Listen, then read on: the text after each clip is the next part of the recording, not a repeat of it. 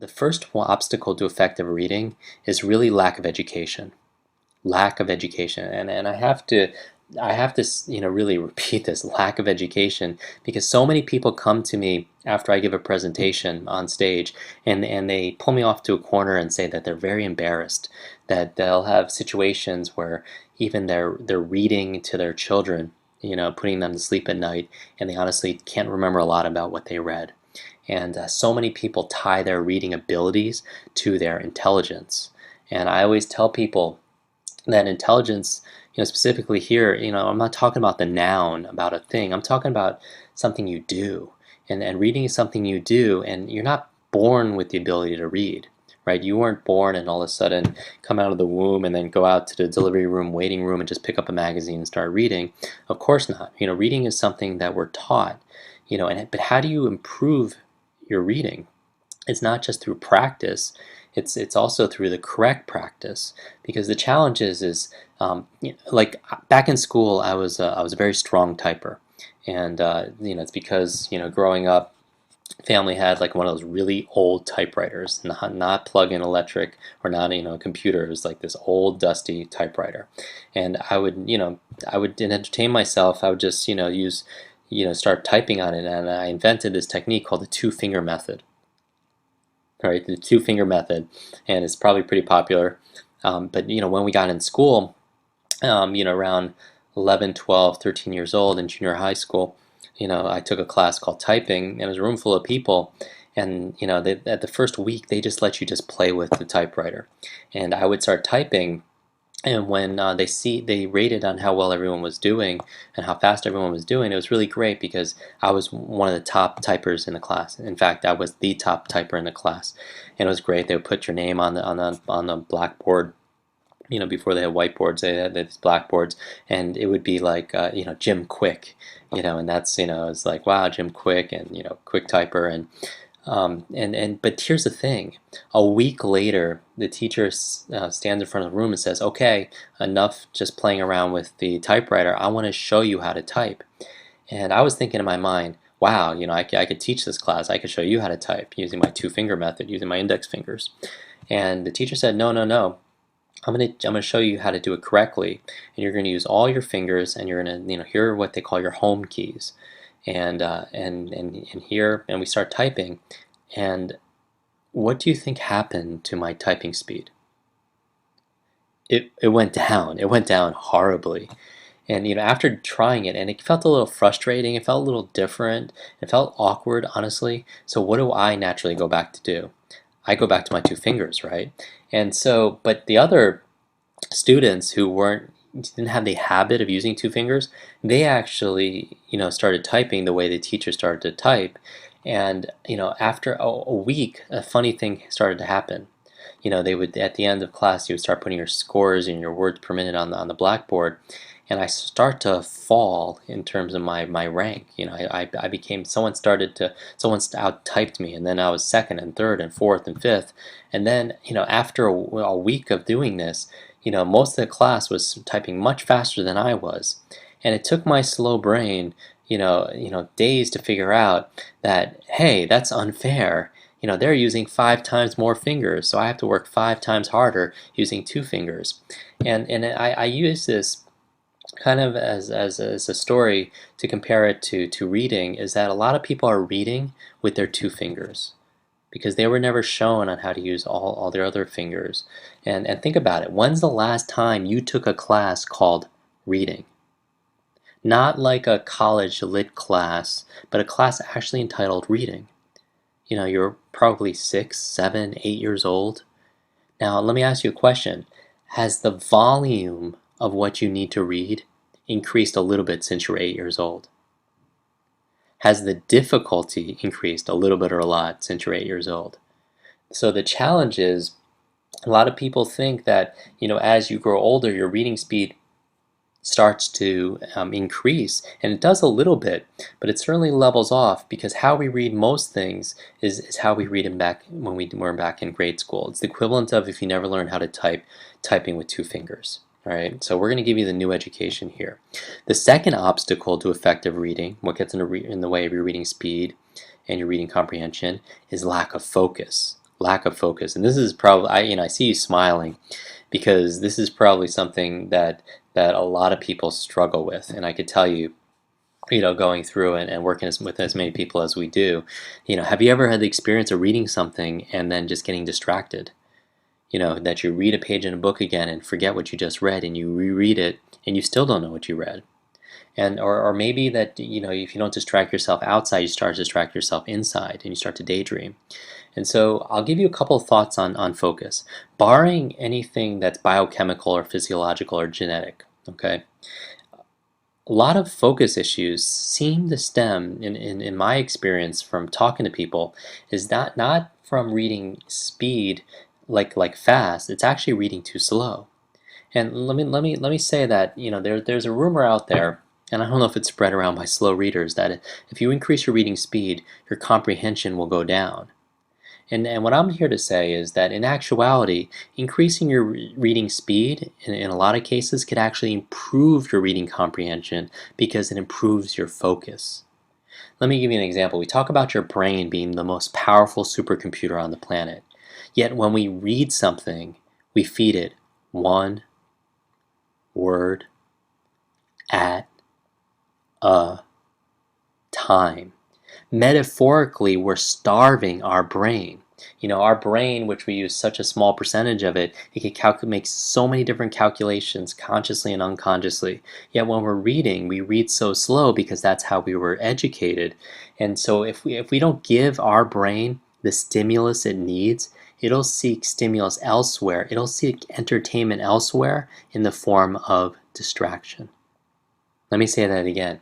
If you don't read fast enough and give your mind the stimulus it needs, it'll entertain itself by mind wandering, by distracting itself in the environment. Like, how many people know somebody, maybe it's you, that needs the music playing in the background or the television playing in the background because your mind needs to be entertained.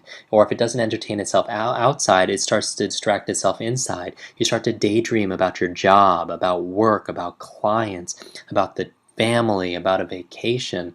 Your mind starts to fantasize, and that's really your right brain getting engaged in reading. As you'll see, in this session and the next, a lot of reading is a very left brain process. And, few percentage of people who are reading actually employ the power of the right brain, which is the storehouse of creativity, of visualization, of imagination.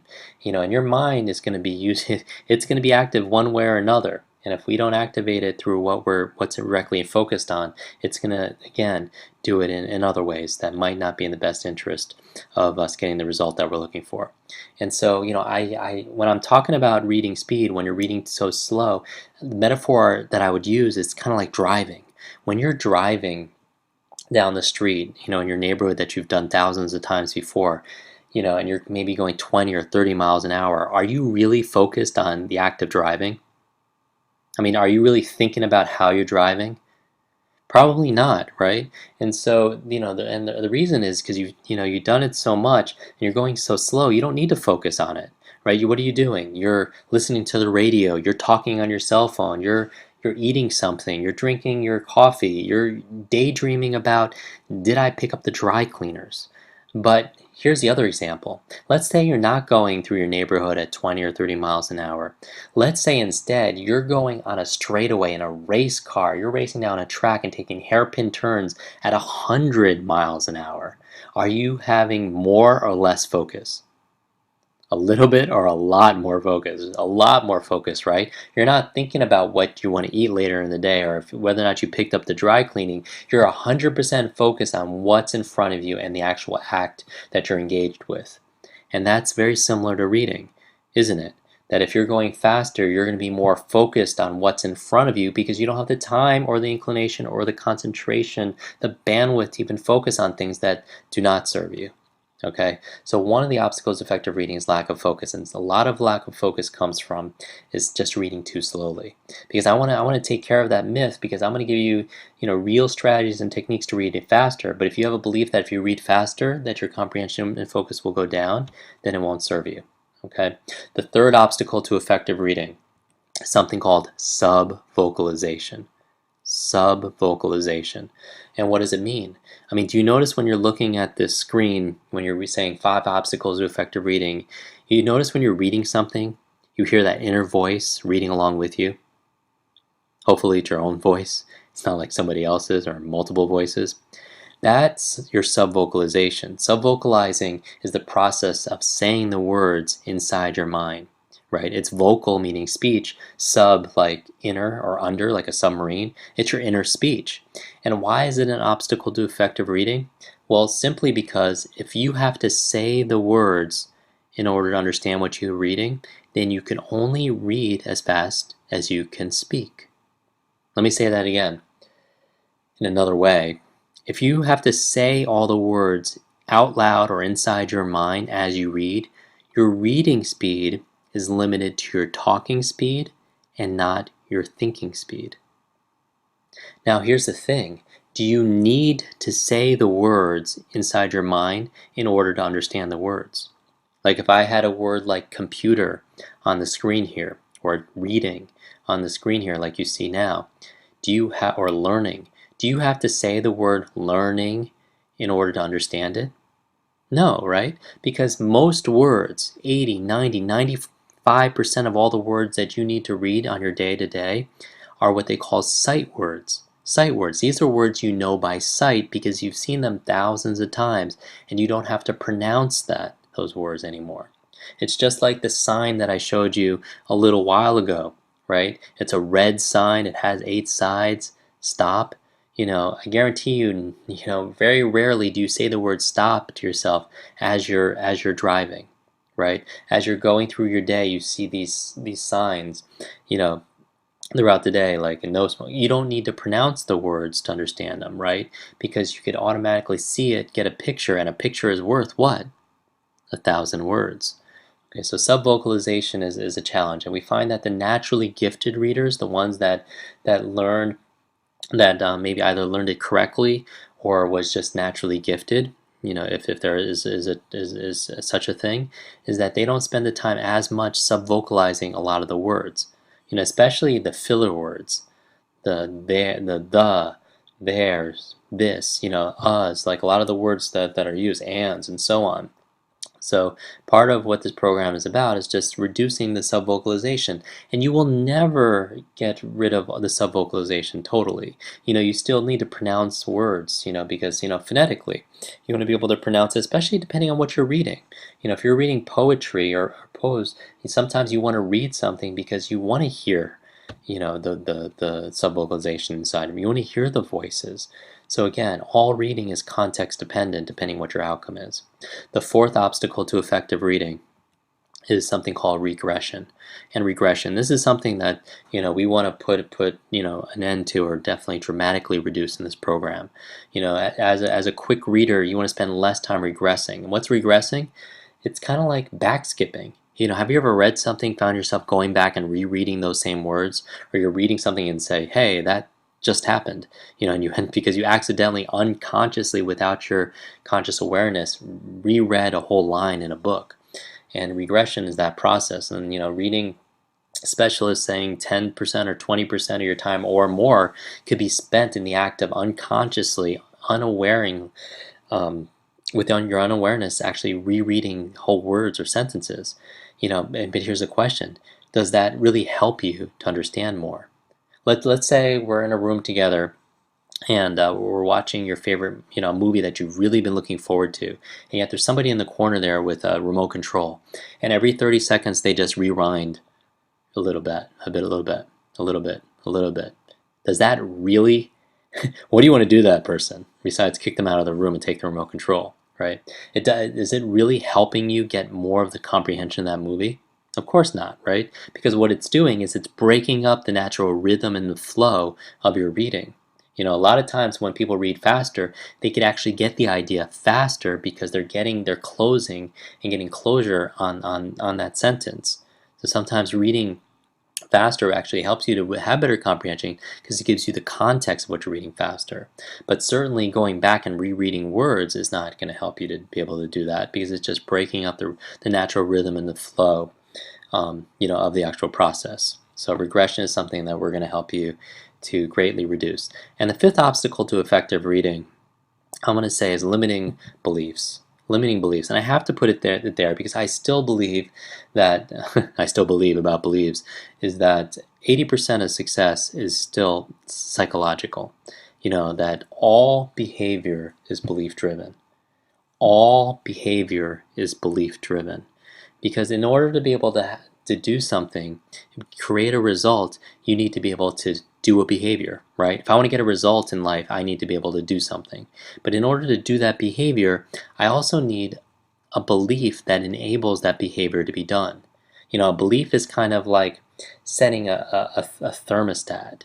It's where you're setting like the goal where it's like, whereas a thermometer is kind of reacting to its environment, right? Like it's reacting to the temperature, the temperament of the environment. It reacts, the thermometer does. A thermostat is something that you set, and by the nature of setting that thermostat, it changes its environment. And that's what I want to encourage all of you quick learners to be able to do, and do more often in the areas that you're not doing it. Because in some areas you're doing extraordinarily well, where you're setting a standard, a thermostat very high, and you're creating that environment around you. Other people are letting their thermostat being set unconsciously. It's being set by the environment, or maybe it was set at a very early age. You have a thermostat set at how much you're worth financially. A thermostat set about how much you're worth in a relationship or in your health, and then unconsciously, which some learning researchers find that most of it's actually going on in your conscious mind, right? Most of the stuff that you learned, you didn't consciously go to school to learn. It came through experiential, came through your other than conscious mind, where you learn most of the things. Like, think about how many songs that you know. Think about how many songs or lyrics to music that you know, and how many of those did you actually study, right? Because you didn't actually study, you learned it unconsciously. And so beliefs, when we're talking about beliefs, literally all behavior is belief driven. When you're talking about, and some of the visualization exercises that we do in the memory training program, it's what leaders do. It's like what athletes do. Like Roger Bannister in 1954, what is he famous for? Breaking the 4-minute mile, right? And if you watch interviews, you find out that, or read interviews, you find out that he did it by visualizing himself crossing the finish line and looking at the clock, and it says 3:59, because he knew what all leaders knew, all creators knew, all innovators knew, that it has to happen inside your mind, and I'm pointing to my mind right now, before it happens outside.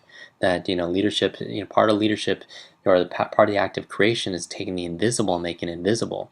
But your mind doesn't know the difference between something you vividly imagine and sometimes something that's real.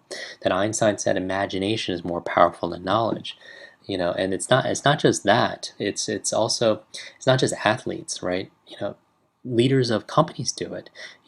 Disney. We used that. We mentioned Disney's quote. He would look out at an orange orchard and say, that's where the Magic Kingdom's going to be. That's where the castle's going to be. That's where Tomorrowland's going to be.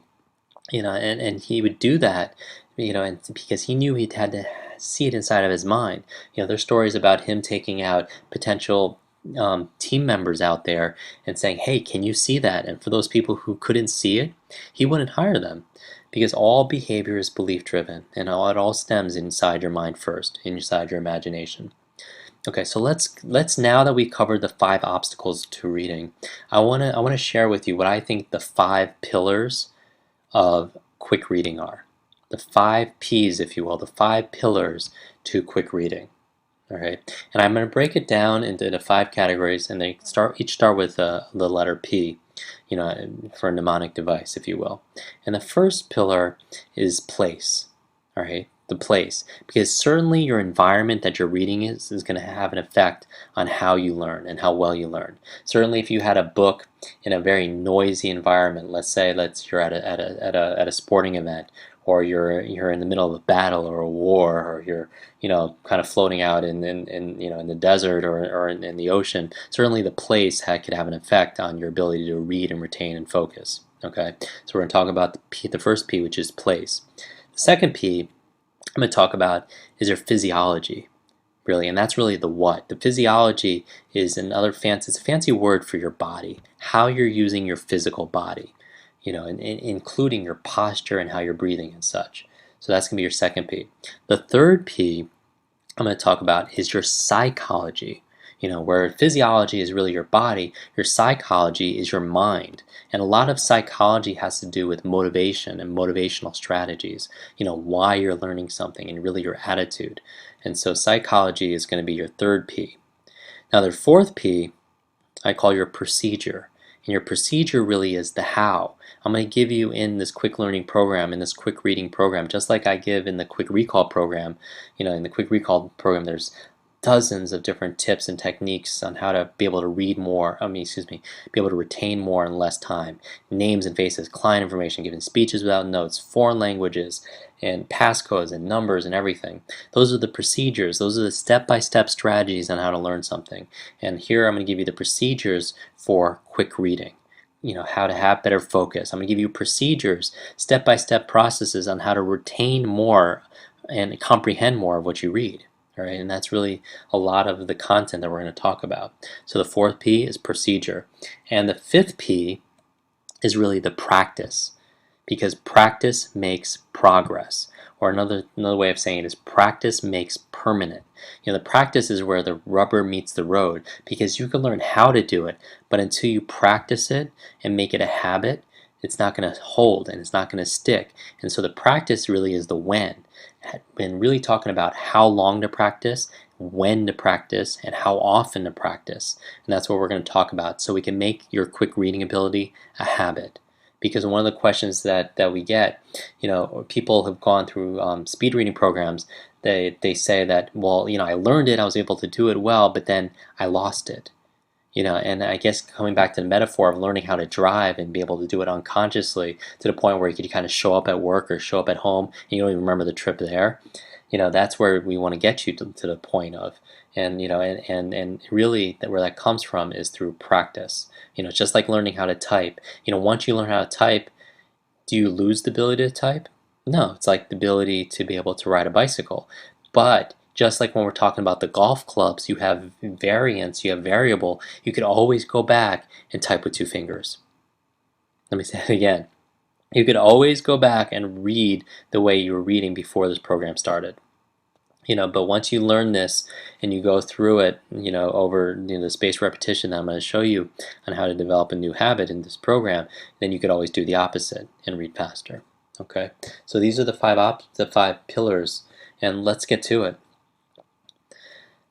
Place. Okay, this is where you're learning, and what this is now. This is under optimal learning conditions. Okay, so I'm going to show you what would be optimal, and you always start from there. And under conditions like where you're learning, and you're reading in the train, you tailor it as best your ability. All right, so you want to create your optimal learning environment. And your optimal learning environment is especially the place, in your home or in your office where you go there to study. You go there to learn. It's ideally not in your bedroom, where you're applying this. Is ideally not in the place, where you're entertaining or watching television, but you have a really dedicated place where you're learning. And literally what it's doing is it's training your nervous system, training your neurology, if you will, to be able to put yourself in that state every single time you're in that environment. It's kind of like when people go to the gym or an athlete goes on the field, that environment becomes associated, or another word for associated is anchored to that state. Okay, so going back, and we'll cover this in the psychology coming up, all learning is state dependent. You have a certain emotion or a certain state of mind, a state of emotion that you get in when you're when you're confident, or you feel strong, and this is where you're looking to anchor yourself in this environment. Okay, and what does that involve? It involves